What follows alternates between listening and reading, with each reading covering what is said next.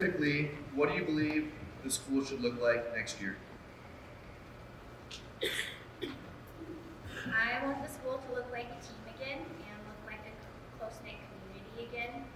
I want the school to look like small-town America, and I want to see fulfilled teachers and staff looking to do their jobs for the good of the students with a genuine passion and care for their students. I want a grateful student body that recognizes they live in one of the best places on earth to not only get a good education but a good foundation of life skills. I think the school should be totally normal next year. No more COVID, no more separating grade levels that used to be able to interact. I've discussed that issue of separating grade levels at length at many school board meetings in the last year.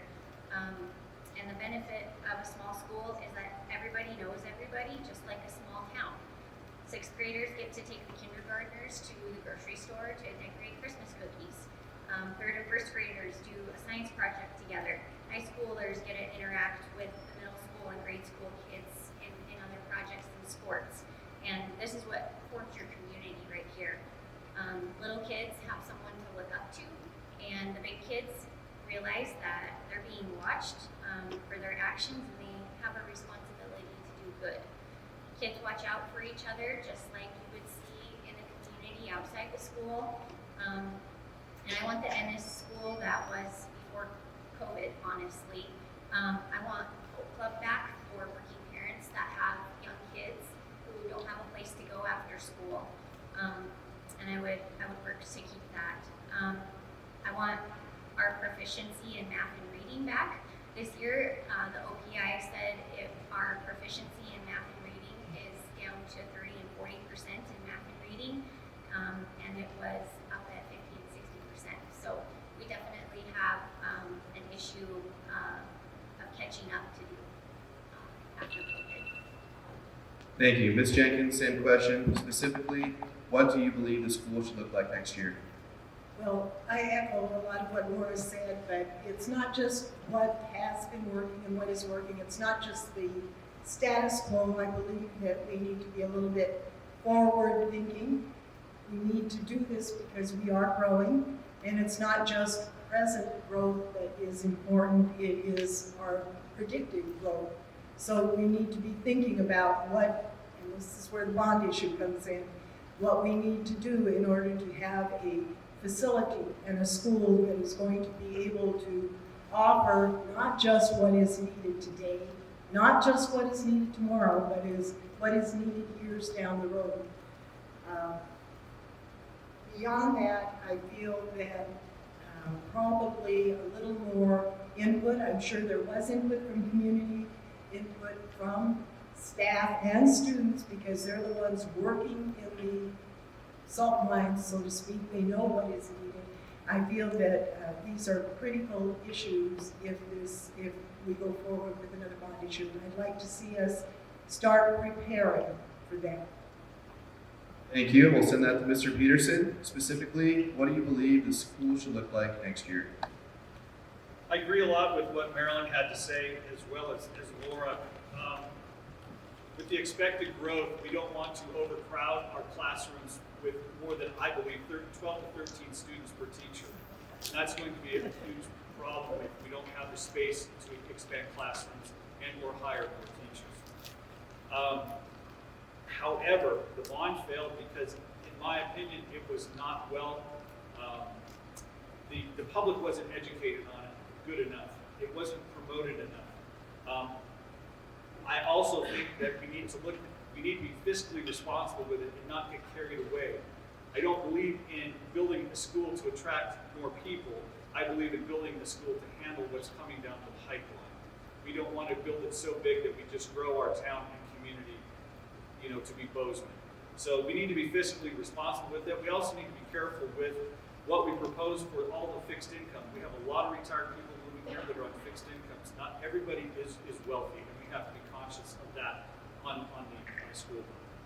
But my biggest thing would be to keep the classroom size small enough so we're not stressing out the teachers and the children get an effective education. Thank you.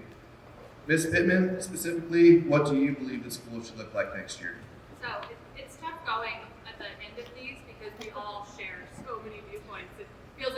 repeating what everybody else has said, but that's also wonderful because it's great to see that the five of us are all very much on the same page.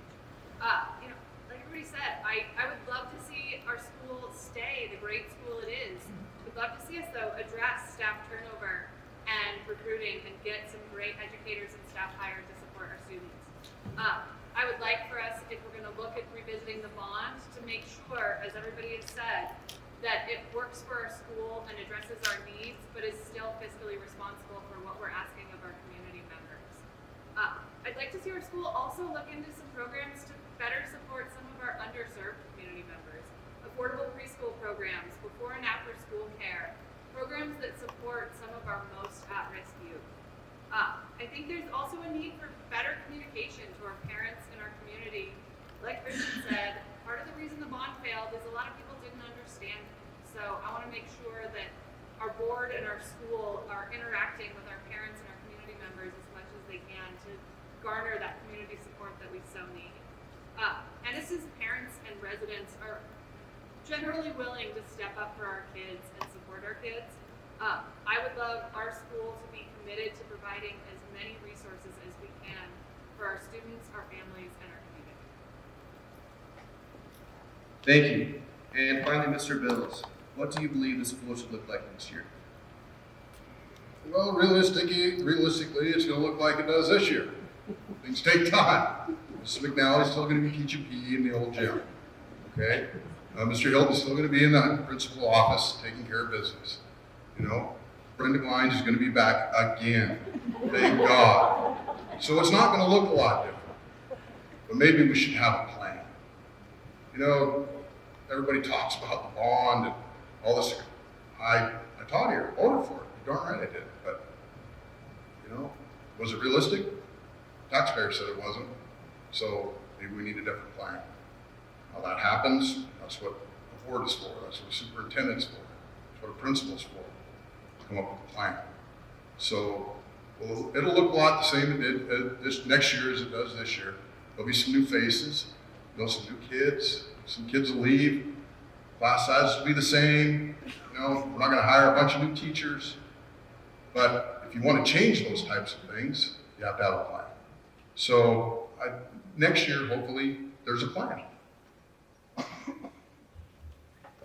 Thank you, and that'll bring us to our last round. It currently ranks 50th in teacher pay. With the high cost of living in Ennis, how can the school district ensure teacher retention and high-quality instruction for our students? Well, first of all, part of this is a state problem, and I think all of us have to get busy and start talking to our congressmen, letting them know that changes have to come. Montana actually, I think, ranks 47th, but that's not much different than 50th in starting pay and then 47th in overall salary. And so the salaries of our teachers have to increase. That is one way to keep them here. That's one way to guarantee that we are going to have an optimal education, a continual optimal education for our students. We need housing. We've already addressed that. This question kind of at the end is probably going back to a lot of what we have already said. I think that we can be creative with some of our fiscal reorganization in order to perhaps provide some of those pay raises we need. And considering the problem with teacher housing, I know I have heard some of the staff and even some of the administration saying one of the ways to look perhaps to handle the large turnover of teachers that we are going to have this year is to look to the community members that we have that are a good resource for teachers. So there are things we can do. It's not going to happen instantly, we understand this, but if we want to maintain the level of education we are having currently at the school, we need to be forward thinking. Thank you. And the final question I have for you, Mr. Peterson, is the same one. Montana currently ranks 50th in teacher pay. With the high cost of living in Ennis, how can the school district ensure teacher retention and high quality instruction for our students? Obviously, we've said it, as Marilyn stated over and over again. I think the school board, the new school board, should take an active role in Helena with the legislature. I think it's gonna take time, it's gonna take a lot of legwork, it's gonna take a lot of phone calls, so on and so forth. It absolutely has to happen. I'm appalled at what a school teacher is paid and how they, in my world, in the corporate world, your pay reflects what you are thought of by the company that you work for. Well, that goes the same with a teacher. It's no different. They're educating our children, so we have to spend the time going to Helena and beating the door down to get them to pay attention, to raise the pay for all teachers. Thank you. Same question to Ms. Pittman. Montana currently ranks 50th in teacher pay, high cost of living in Ennis. How can the school district ensure teacher retention and high quality instruction for our students? So, as we've all said, the foundation of our children's education begins with our teachers. They are, in my world as a mom, my kids' teachers are some of the most important people in our lives. It is so important that we figure this out and that we think creatively and outside the box. Not just, like everybody said, with fighting for better teacher pay in Helena, which we absolutely need to do, figuring out how to provide more teacher housing, but also reassessing our local budgets to figure out, are there other ways to supplement our teachers, both from an income perspective, but also from a support perspective? Could we be supporting them better in the classrooms? Can we be looking for grants for, foundation money? There's lots of different ways that we can support our teachers financially. The other thing that I would want to make sure that we're focused on as a board is making sure that we are supporting our teachers from a social emotional perspective. So, teaching is a thankless job in a lot of ways, and we need to make sure that as parents, community members, and the board, that we are thankful for and elevating our teachers at every step of the way, making sure that our students are respectful of and appreciative of all that our teachers are doing for them. And like everybody else, regardless of whether or not I end up with a board seat, my goal for next year is to make sure that I am reaching out to my congressman, reaching out to the folks in Helena, fighting for our teachers and fighting for more education funding here in Ennis. Thank you, Erica. Mr. Bills, with the high cost of living in Ennis, how can the school district ensure teacher retention and have high quality instruction for our students? Well, two facts. You can go to McDonald's and make $41,000 a year. Walker's stuck at 35 for 5. Because that's where he starts and that's where he stays, unless the base raise. I don't know, most of you know who Joan Schilling is. One of a wonderful human being, and she came, I was negotiating. She came up to me and said, Paul, this is my 32nd year. She said, I took home more money when I was teaching at 25 years. Insurance goes up. She lost money. That lady put that time in and took home less money after 32 years than she did at 25. How do we fix that? This is the pot. It's not getting any bigger. It's not. Not unless something changes at the state. This is how much money we have. This is how much money the state says we can have. Where do you want it? Where do you want it, teachers? We have to keep the programs for the kids. Our kids are the luckiest kids in the state. I can tell you that right now. For a Class C school, our kids have more than any of you people will ever know unless you lived in one of those school districts that didn't have it. It's amazing. Our kids are lucky. Our community supports that. It's unbelievable. It's not like that everywhere. This is a great place. Help our teachers. Brenda Gline should take home less money than she did last year. Walker McKittrick shouldn't be stuck at, $35,000 for 5 years. It's wrong. And everybody else in between. Everybody else in between that is not a new teacher. Everybody else who has a house. They need to live here too. Everything's more expensive. If you're taking home less money than you did the year before and you're giving it another year, wow, that's sad. Something needs to be done. Thank you. Thank you, Mr. Bills. And we will conclude our prepared questions with Ms. Blake.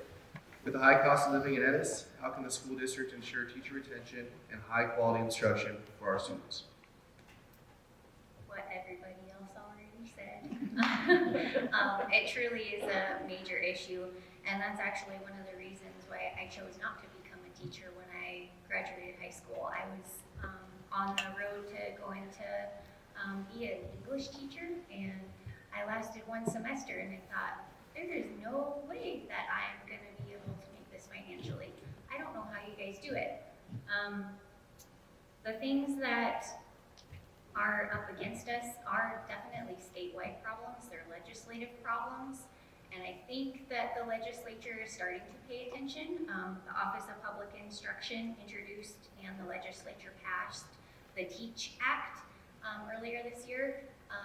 It only helps the first and second year teachers. It doesn't help the teachers that already have tenure.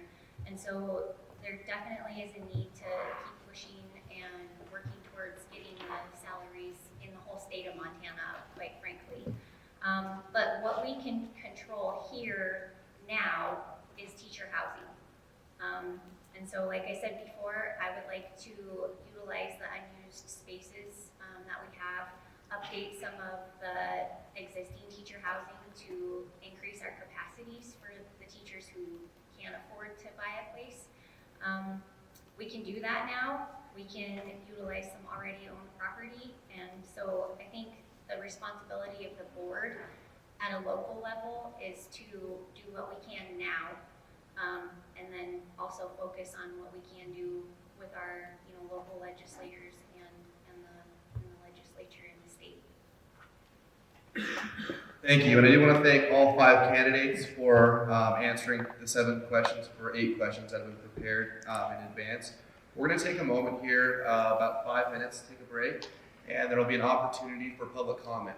If anybody in the audience would like to address our panel here individually or as a whole, we do have spots set up here in the front row if you could come down there and be prepared to ask your questions. So we'll reconvene here at 7:15. Thank you.